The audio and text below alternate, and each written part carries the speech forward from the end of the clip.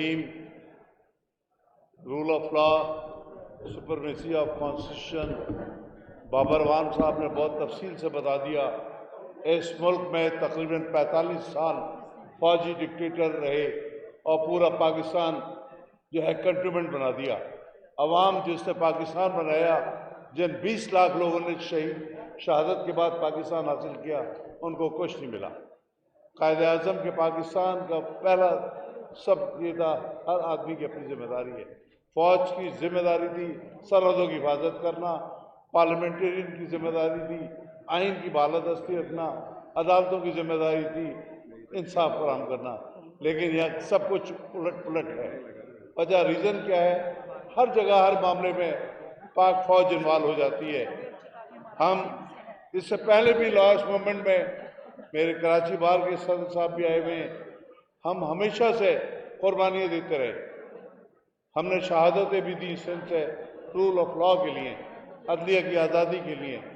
लेकिन अब जिस तरह ये जबरन मुसल्लत किया गया टोला 12-13 पार्टियों का जो पाकिस्तान के वजूद को तस्लीम करते, उनको तस्लीम करने वाले लोगों ने इस हुकूमत को मुसल्लत किया।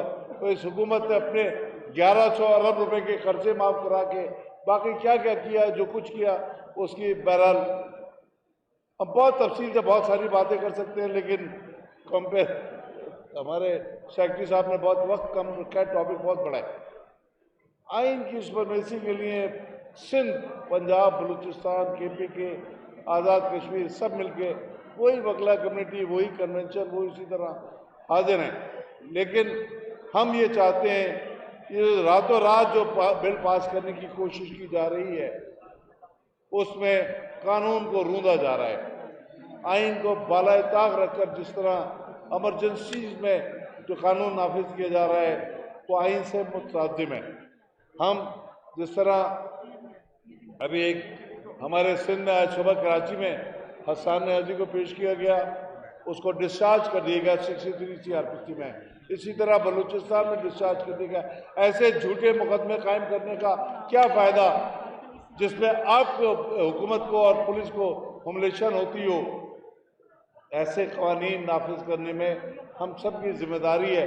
सुप्रीम कोर्ट और हाई कोर्ट बार ने जिस तरह बर वक्त आबिद जुबैरी साहब, इश्तियाक साहब और हामिद साहब की क़यादत में जो भी फैसले होंगे, सिंध की बार कौंसल, बार एसोसिएशन इंशाल्लाह आपके साथ थी, आपके साथ रहेंगी।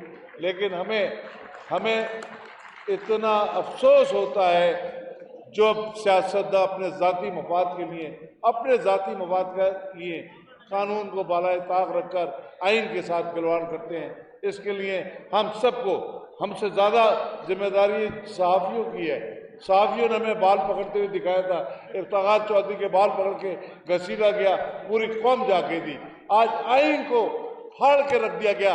इस तरह तो किसी डिक्टेटर ने भी नहीं किया जिस तरह ये खिलवाड़ किया जा रहा है। हम सबको सहाफ़ियों के साथ मिलकर जद्दोजहद करनी चाहिए। बहुत शुक्रिया।